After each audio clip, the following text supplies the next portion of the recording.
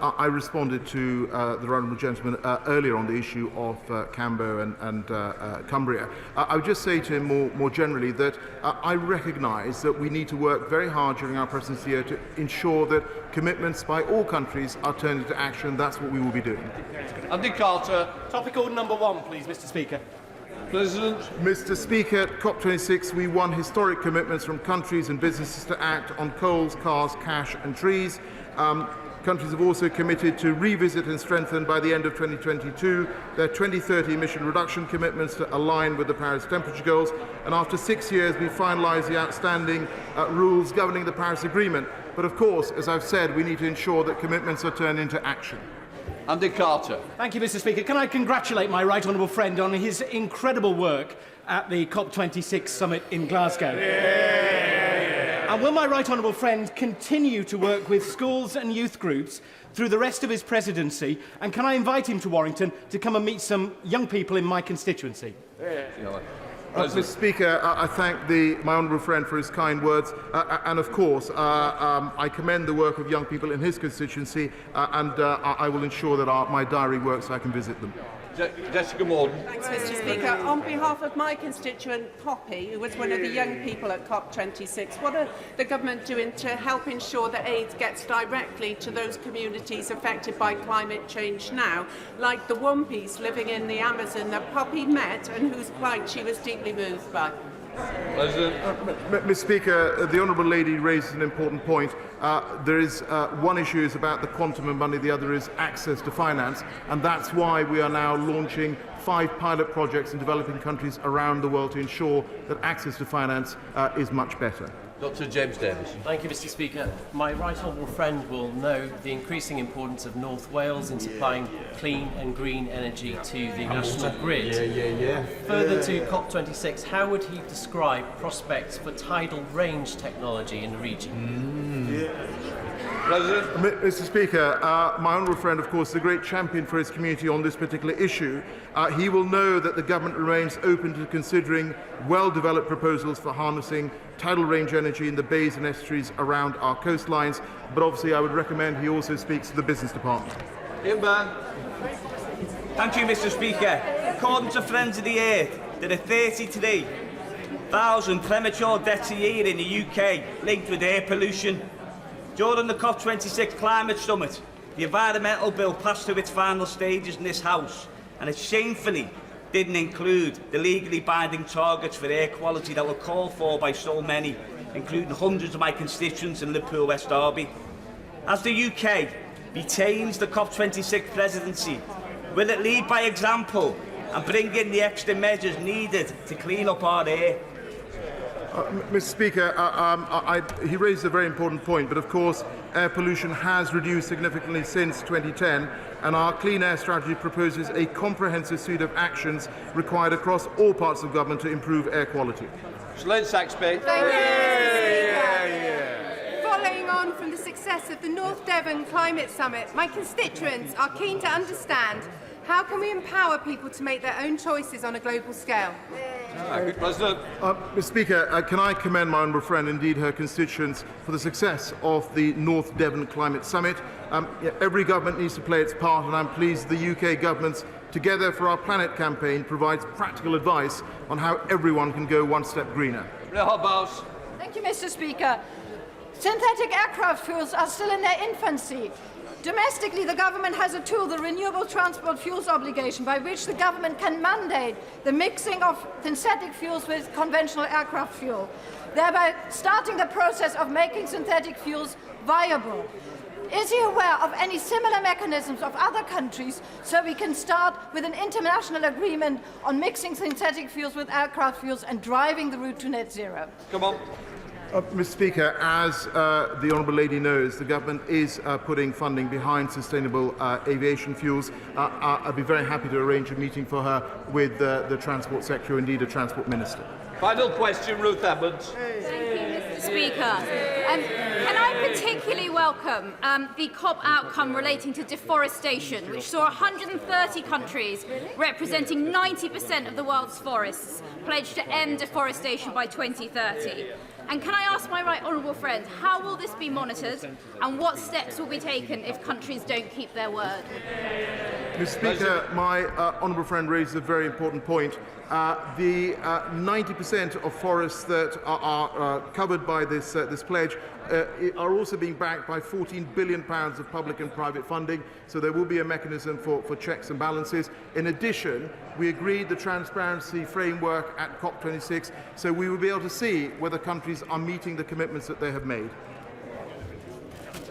Before we come to Prime Minister's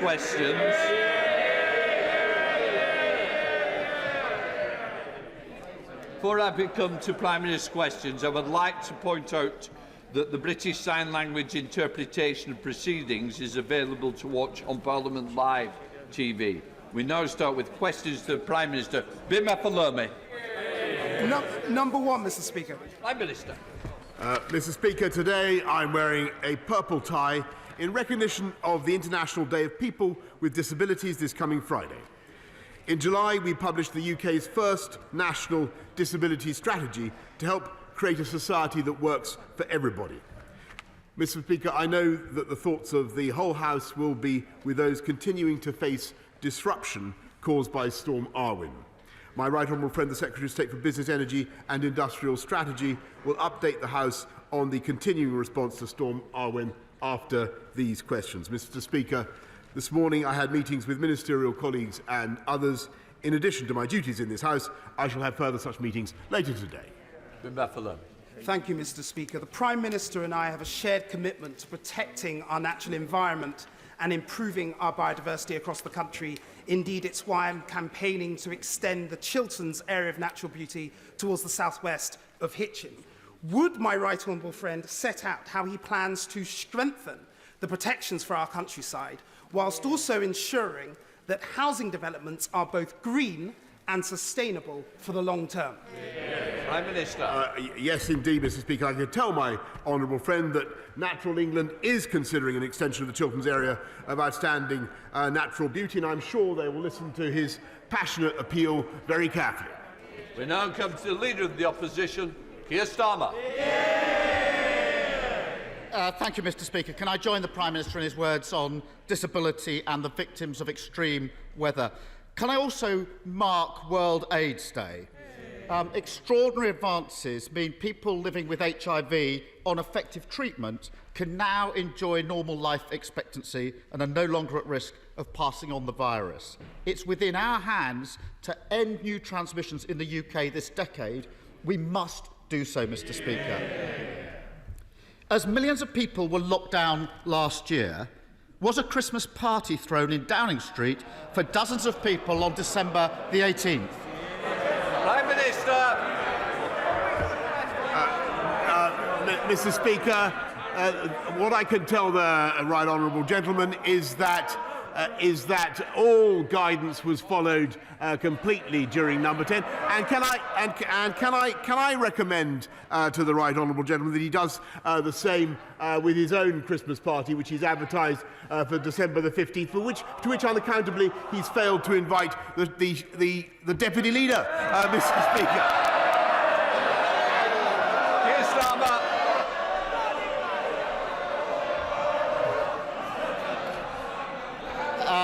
Nice try, but that won't work. Mr. Speaker, the defence seems to be no rules were broken. Well, I've got the rules that were in place at the time Prime Minister of this party. They're very clear, Mr. Speaker. You must not have a work Christmas lunch or party. Does the Prime Minister really expect the country to believe that while people were banned from seeing their loved ones at Christmas last year, it was fine for him and his friends to throw a boozy party in Downing Street? Prime Minister. Mr. Speaker, I've said what I've said about Number 10 and the events of 12 months ago, but since he asked about what we're asking the country to do this year, Mr. Speaker, which I think is, frankly, a more relevant consideration. the important thing to do, Mr. Speaker, is not only to follow the guidance which we have set out, but also when it comes to dealing with the Omicron variant, to make sure that, as we've said, that you wear a mask on public transport and in shops, Mr. Speaker, and that you self-isolate if you come into contact with somebody who has Omicron, Mr. Speaker. And above all, what we're doing is strengthening our measures at the borders, but particularly, and I think this will be very valuable for everybody to hear, get your booster, Mr. Speaker. I know the right honourable gentleman is eligible for his booster. I'm not going to ask him, Mr. Speaker, since I'm forbidden to ask him questions, but I hope very much that he's had it. Well, I can tell the Prime Minister I've had mine. Keir Starmer. Mr. Speaker, the Prime Minister says we should concentrate on what he's asking the country to do. We're asking the country to follow the rules. Yep. Now, the Prime Minister doesn't deny there was a Downing Street Christmas party last year. He's not denied it. He says no rules were broken. Both of those things can't be true, Prime Minister. He's taking the British public for fools.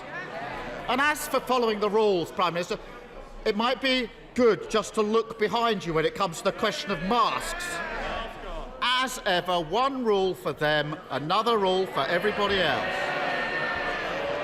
Mr. Speaker, at the last election, the Prime Minister promised to build 40 new hospitals. 40 new hospitals. Page 10 of his manifesto. With waiting lists so high, Prime Minister, it's a very, very important commitment. Now, the Cabinet Office and the Treasury have checked on progress, and it's reported that they've reached a damning conclusion. I know the Chancellor would have seen that. They've concluded that the project needs a red flag because it's unachievable. Prime Minister, is that true? Prime Minister. No, Mr. Speaker. We're getting on with... He plays politics and asks for frivolous questions, Mr. Speaker. We're getting on with delivering on the people's priorities, and we're putting record investments into the NHS on top of the 34 billion with which we began, and then the 97 billion that we put in to fight COVID. We, Mr. Speaker, are helping to build another 40 new hospitals with an injection of £36 billion of investment, Mr. Speaker, which that party voted against. Keir Starmer. Well, this is strange, Mr. Speaker, because the government hasn't been denying the reports about the red flag, and they haven't done since, but now the Prime Minister does. There's obviously some confusion on these benches over whether the Cabinet Office and the Treasury think he's on course to break yet another promise, this time on new building of hospitals. So he can clear this up this afternoon. If he's so confident in his answer, why doesn't he publish the progress report in full and let us all see it? Prime Minister. Mr. Speaker, what we're doing is not only building 14 new hospitals, but we are also, and it's incredible that we've been able to keep going throughout the pandemic, Mr. Speaker, but we're also making record investments in our, yes it is, and we're also making record investments in our NHS. We have more doctors, more nurses working in our NHS than at any time in the history of that magnificent organisation. And rather than running down what they're trying to do, Mr. Speaker, and casting doubt on their efforts, he should get behind them, and he should support our booster campaign. Well, Mr. Speaker, there we have it. Prime Minister, I deny my hospital building programme has been flagged red as unachievable, but I don't have the confidence to publish the report. Mr. Speaker, the more we look at this promise, the murkier it gets. I've got a document here sent by the Department of Health to the NHS. It's called the New Hospital Programme Communications Playbook. I kid you not. It offers advice, Mr. Speaker, to make it easier to talk about the programme. Now, you might think that everyone knows what a new hospital is. I certainly thought I knew what a new hospital is before I read this document. But this guide instructs everybody to describe refurbishments and alterations on existing hospitals as new hospitals. We can all agree.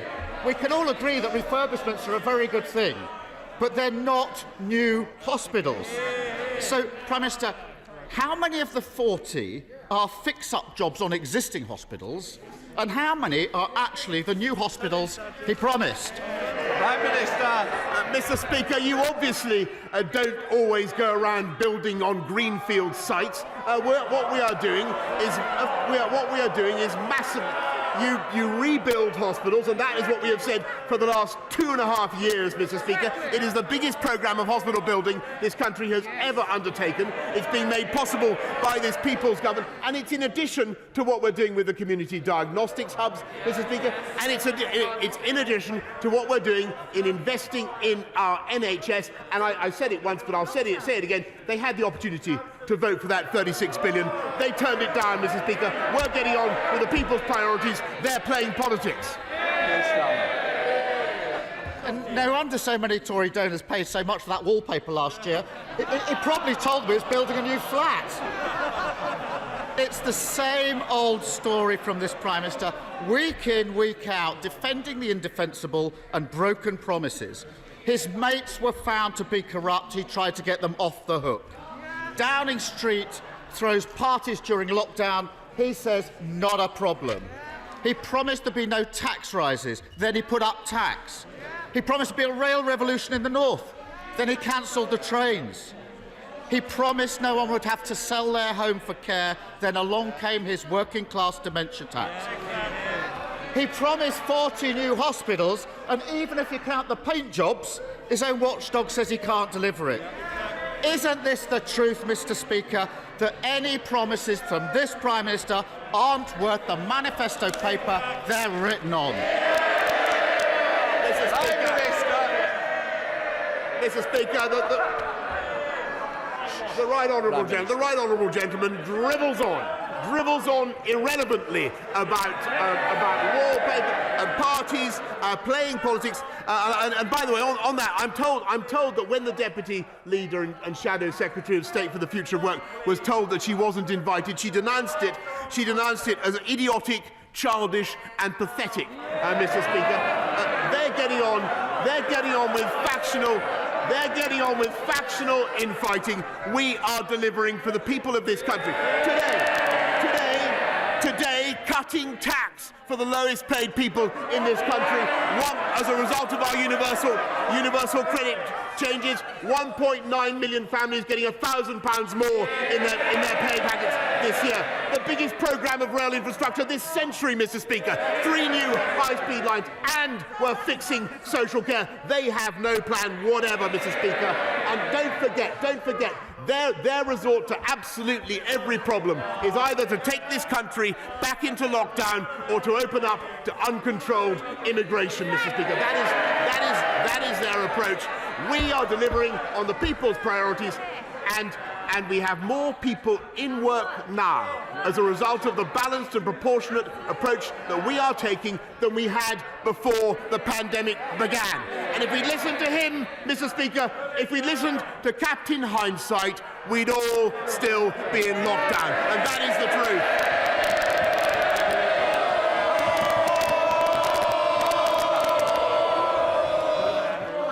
To hear to Mr. Rosendale. If you don't, come on, Andrew. Thank you, Mr. Speaker. The Prime Minister will know that we will not be able to stop the endless waves of illegal migrants crossing the English Channel until we break free from the constraints of the European Convention on Human Rights, which impedes our ability to tackle this tragic situation and protects even the most violent criminals from being deported. So, will the Prime Minister agree with me that it is time to take back control and fulfil our manifesto commitment in 2015 to get rid of Labour's Human Rights Act and bring in a British Bill of Rights? Prime Minister. Yes, Mr. Speaker, I thank my right honourable friend, but we will certainly review the human rights system. But in the meantime, there is something we can do, or we can all do, on next Tuesday and Wednesday, Mr. Speaker, because our Borders Bill is coming back to this House after long gestation, and it gives us the power to make the distinction at last between illegal and legal migrants to this country. It gives us the power gives Border Force the power to turn people back from this at sea, Mr. Speaker. And Mr. Speaker, it gives us the power. It gives us the power to screen people and send them for screening overseas rather than in this country. Now, will that? I'm not going to ask them. I'm going to tell them. It'd be a great thing, Mr. Speaker, if the party opposite backed our Borders Bill and undermined the criminals. The SNP, Ian Blackford. Thank you, Mr. Speaker. And can I associate myself with the remarks of the Prime Minister on disability? And of course, our thoughts are very much with all of those that are recovering from Storm Urban. And with the Leader of the Opposition, of course, we commemorate World AIDS Day. And I'm sure, Mr. Speaker, that the thoughts of yourself in this House will be with the family and friends of Siobhan Cathigan, the Scotland rugby player, aged 26, who unfortunately died over the course of the weekend, having had won 19 caps for Scotland. Mr. Speaker, it is deeply regrettable that once again that we're forced to spend so much time in this House discussing the Prime Minister's misconduct. But when the person in charge so blatantly breaks the rules, it needs to be talked about. Last Christmas, the Prime Minister hosted a packed party in Downing Street, an event that broke lockdown rules that everyone else was expected to follow. Now, the Prime Minister might be denying it, but I've spoken to the Mirror newspaper this morning, and they are confirming what happened, and they have legal advice on potential illegality. At a time when public health messaging is so vital, how are people possibly expected to trust a Prime Minister when he thinks it's one rule for him and one rule for everybody else? Prime Minister. Well, Mr. Speaker, I think they should concert their line of attack more closely. I've said before that he's talking total nonsense. I think he would have been better off, frankly, saying something about the victims of Storm Arwen in Scotland and what we want to do. I'm afraid if I didn't hear it, he was drowned out by his supporters. But I think what we need to do is work together, the government of the UK working with the Scottish authorities to help those people get their power back, and that's what we're doing. Ian Blackford. This graceful answer, and clearly the Prime Minister can't even listen because I mentioned Storm Arwen. Mr. Speaker, the real reason why all this matters is because we find ourselves at another very difficult moment in this pandemic. This is at a time where leadership matters, when truth matters, and when trust really matters. Only this morning, leaked sage advice confirms that the UK government's current international travel restrictions will identify significantly fewer cases. That is exactly the same advice that the Prime Minister received from the First Ministers of Scotland and Wales on Monday, and he has ignored that advice. Since then, other countries, like Ireland and the US, are moving rapidly on international travel to protect their people. So will the Prime Minister finally convene a four-nation Cobra meeting to tighten travel restrictions, or will he continue to ignore the Scottish Government, the Welsh Government and his own sage advisers and imperil the health of the public of these islands? Prime Minister. I thank the right honourable gentleman, and of course we want to work closely with him, and there will be abundant opportunities today and the weeks ahead to concert our activity. But he's simply wrong in what he says about the steps that the government has taken to prevent the seeding of this variant from abroad. This country was actually the first to respond, Mr. Speaker, and for the 10 countries that are most likely to seed new variant, to seed Omicron in this country, we've put them on the red list, Mr. Speaker, so they have not only pre-departure tests, but they are also quarantined, Mr. Speaker, and I have to say that he is not right in what he says, and every other country in the world, 100%, I don't mind if he shouts, Mr. Speaker, I will tell him very calmly and quietly, 100% of the passengers arriving from every other country in the world must take a PCR test, and they cannot get out of quarantine, Mr. Speaker, unless they test negative. Those are balanced and proportionate measures designed to protect the British people from the Omicron variant, and that's the right approach to take. John Penrose. Mr. Speaker, Britain has some of the most unaffordable childcare in the developed world, which reduces opportunities for working families, particularly single parents, deepens gender pay gaps and makes levelling up much harder. So will the Prime Minister meet with me to discuss the proposal in my just published policy paper, Poverty Trapped, for an immediate review to design out these internationally uncompetitive costs while still delivering a safe and enriching level of care for our children too? Prime Minister. I thank my right honourable friend. He is completely right about the importance of childcare and the transformative influence it can have, and that's why we've spent £3.5 billion in each of the last 3 years on free childcare entitlements, particularly for the most disadvantaged. But I'm always happy to meet my right honourable friend and to discuss his ideas further. Ed Davey. Speaker, farmers across our country are crucial to our nation's prosperity, shown once again through the pandemic. But many are now on the brink. Farmers across the country in villages like Hodnett, Baschurch, Woodseaves and countless others are about to see their payments cut by at least 5% starting this very month. The Prime Minister promised a new support system rewarding more sustainable farming. Yet in the meantime, he seems prepared to see many British farms go bankrupt. There's an easy solution, Mr. Speaker. Stop cutting the current system's essential payments until the new scheme is fully rolled out. Will the Prime Minister do that and help our struggling farmers before it's too late? Prime Minister.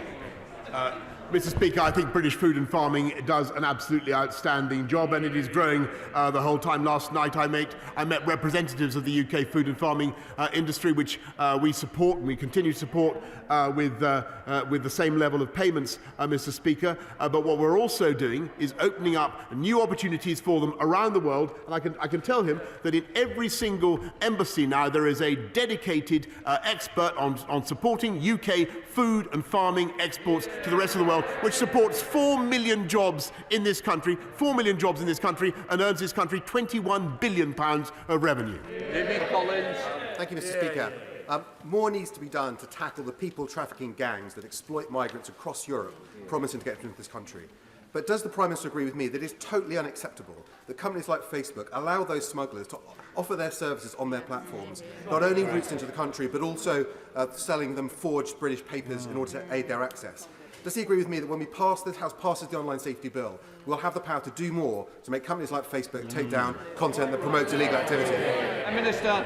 I thank the right honourable gentleman. He's absolutely right that too many of these gangs are using social media, and that's why the Online Harms Bill is so important, and it will indeed be of assistance to us in taking down that kind of material. Emma Hardy. Thank you, Mr. Speaker. Women have been left with internal damage and pain they describe as being like razor blades inside them. Many have lost their careers and some have even lost their lives. It is impossible to know exactly how many women are left suffering. So why will the Prime Minister not give these mesh-damaged women the redress that they were recommended in the Cumberledge report? Prime Minister. I'm very grateful to her, and she raises an extremely important issue, and one that I know has caused a phenomenon that has caused huge distress to many, many women in this country. We published the Cumberledge report. If there's anything more that we can do, I'm certainly willing to look at it. I'm grateful to her for raising it. Brendan Clark-Smith. The levelling up agenda has already changed so many areas of our country for the better. And in my constituency, in Worksop particularly, our town centre is in desperate need of regeneration and to finally solve our flooding problems. But unfortunately, my council in Bassetlaw missed the deadline for the latest round of grants. Labour on council. What can this government do to help support areas like mine who have struggled with their bids in order to make sure they are successful the next time around. I thank you I thank my honourable friend very much. Well, the step number one is to vote out those dozy Labour councillors, Mr. Speaker. But I can tell him and I thank him for the excellent representation he gives to Bassett Law, Mr. Speaker. And I can tell him the second round of bidding for the Levelling Up Fund will open in the spring of next year. Thank you, Mr. Speaker. Between 2010 and 2019, West Midlands Police lost 2,221 officers, whilst the force should receive an additional 1,200 new recruits by 2023 via the Police Uplift Programme. That still leaves a shortfall of 1,000 officers. This lack of frontline police has left the force stretched and under significant pressure, with officers actually telling me there are simply insufficient resources to investigate every crime. Will the Prime Minister commit to providing West Midlands Police with a fairer funding deal to ensure the force can return officer numbers back to 2010 levels? Mr. Speaker, I thank her for drawing attention, and I thank her. I think the police officers in the West Midlands, but I thank her for drawing attention to what we're doing to increase the number of police officers, because we are on track. Of our 20,000 that I pledged on the steps of Downing Street 2.5 years ago, Mr. Speaker, we've already recruited another 11,000. And I'm proud to say that our police officer workforce is more representative of the whole of this country, with more women, more people from ethnic minorities than ever before. Thank you, Mr. Speaker. Last week, the Chief Minister of Gibraltar, the Honourable Fabian Picardo, appeared before the European Scrutiny Committee and gave evidence about the continuing negotiations between Gibraltar and the European Union on their future relationship. During the course of his evidence, the Chief Minister made clear that his ambition was that Gibraltar's future should be, as he put it, British, British, British. Can my right honourable friend say what the government is doing to support the First Minister to achieve that aim, and in particular to exclude any role for the European Court of Justice? Prime Minister. I thank my right honourable friend, and frankly I can't really improve on the verdict of my friend Fabian Picardo, the Chief Minister of Gibraltar. Gibraltar is British, British, British, and will remain so. And by the way, Mr. Speaker, I see no future role for the European Court of Justice. Christine Jardine. Thank you very much, Mr. Speaker. My constituency of Edinburgh West has some of the most polluted streets in our country. An estimated 1 in 29 deaths in Edinburgh is related to air pollution, and we don't meet WHO guidelines. So will the Prime Minister meet with me and discuss whether his government can support my private member's bill to tackle that issue, bring us into line and let us all breathe a little easier? I thank her for what the issue she mentions. It's incredibly important, but that's why we're moving now to all-out electric vehicles across the whole of the country, faster than any other European country. And our clean air strategy has been praised by the World Health Organization as an example for the rest of the world to follow. And we'll be setting out our evidence-based approach and the targets that we're setting. But of course, I'll be very happy to make sure that she meets the relevant minister to set out her case. David Davis. Thank you, Mr. Speaker. Last month, the drug company Pfizer announced a successful trial of a new treatment called Paxlovid. The trial showed the drug to be roughly 90% successful at stopping death or better. The vaccine strategy today is an enormous success, but it leads to a never-ending biological arms race against the mutating virus. As a supplement to the vaccine strategy, this treatment will allow governments around the world to avoid the need for future emergency restrictions. What's the government doing in the short term to secure supplies of this revolutionary treatment, and in the long term to enable factories to be built here to produce it in Britain? Prime Minister. I thank him very much, and he's spot on. Of course, the rollout of Paxlovid within the UK, within the NHS, will depend on approval by the MHRA, but the government has, as a precaution, already invested in hundreds of thousands of courses of that drug. Jessica Moore. Thank you, Mr. Speaker. Wales has 11% of the UK rail network, yet only receives 2% of UK rail enhancement funding, and as reported in Wales Online, will be denied billions of consequential funding from HS2. So having under-delivered on rail in the north, having under-delivered on rail in Wales, why should anyone trust this government to deliver on its promises? I'm afraid she's completely failed to look at what Sir Peter Hendy set out in his Union Connectivity Review, a fantastic agenda for change and improvement, particularly in Wales, and particularly on the North Welsh corridor, where I think the railway links deserve to be improved and will be improved under this government. Tom Randall. Mr. Speaker, getting investment into Gedling is important. And at the previous PMQs, I put aside my political differences with Labour-run Gedling Borough Council to champion its Levelling Up Fund bid, which, like other funding bids it's made, was sadly unsuccessful. So does my right honourable friend agree with me it's important that councils like Gedling now take stock and learn from this experience? And can you confirm that help from government will be available to do that, so that in future, hopefully, Gedling and other councils will be able to make more successful bids? Yes, of course, Mr. Speaker. We're very happy to help Gedling and other Labour-run councils to get their act together where necessary, and to put those bids in. And just to remind him, more Levelling Up Fund bids come due in the spring of next year, and I wish Gedling well in their future bids. Imran Hussain.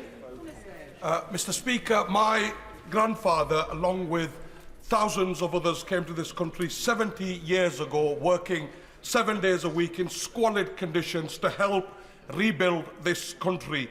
Yet now the Home Secretary's Nationality and Borders Bill means she can revoke our British citizenship and deport us for even the most minor wrongdoings.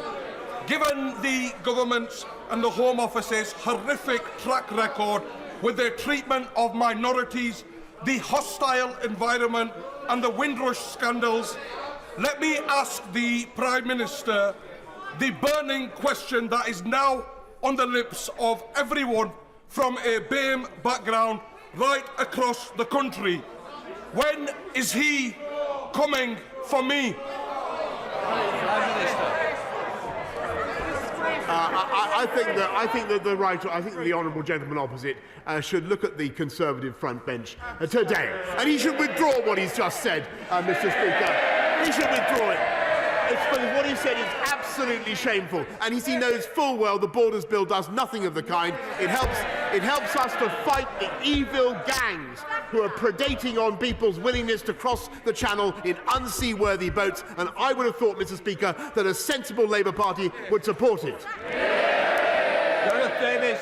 Thank you, Mr. Speaker. This Saturday is Small Business Saturday, and I'm proud to represent some fantastic local businesses like Kays of Grantham, the Stamford Notebook Company and the Bourne Bookshop. This government has provided unprecedented support throughout the pandemic. Can the Prime Minister assure me that his commitment to our high streets will continue long into the future? Prime Minister. I thank my honourable friend for all the support he gives to Grantham and Stamford, and I can tell him that Small Business Saturday is receiving huge support from the government. We had a kind of festival last night to celebrate it in Downing Street, and I encourage everybody to get out this Saturday, Mr. Speaker, and safely with your mask on, Mr. Speaker, when you're in your shop. But that should be no inhibition on people buying in their shops up and down this country.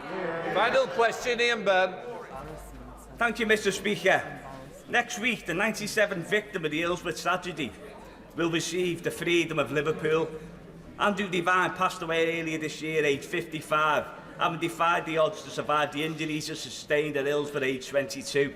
A coroner's inquest in Liverpool in July ruled that he was unlawfully killed as a result of the disaster, making him the 97th victim. Following my tabling last week of an early day motion on Hillsborough and a national curriculum, will the Prime Minister agree to meet with me to discuss the rollout of the Hillsborough Real Truth Legacy Project, including the addition of the Hillsborough disaster to the national curriculum, and help to consign to history the narrative of lies and smears peddled by some elements of the media and establishment over the last 32 years through the power of education? Prime Prime Minister. I thank the honourable gentleman for the powerful point that he has just made, because even though 32 years have passed since that devastating tragedy, I know that the wounds remain very raw in Liverpool. And what I can say to him is that the government is committed, as he knows, to continuing engagement with the families of the bereaved, and to making sure that the lessons from that tragedy continue to be properly learned, and that the victims of Hillsborough are never forgotten, Mr. Speaker. But I'm also happy to make sure that he meets the relevant minister to take forward an agenda I think is shared by people up and down this country. We're now going to come to the statements. To those who wish to leave, can they please leave quickly and quietly?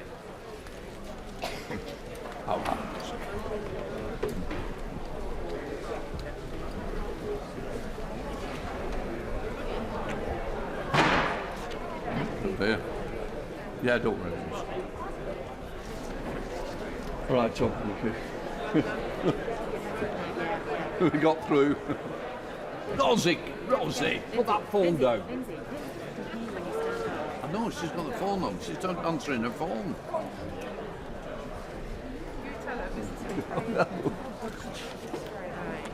Right, we now come to the ministerial statement from the Business, Energy, Industrial Strategy.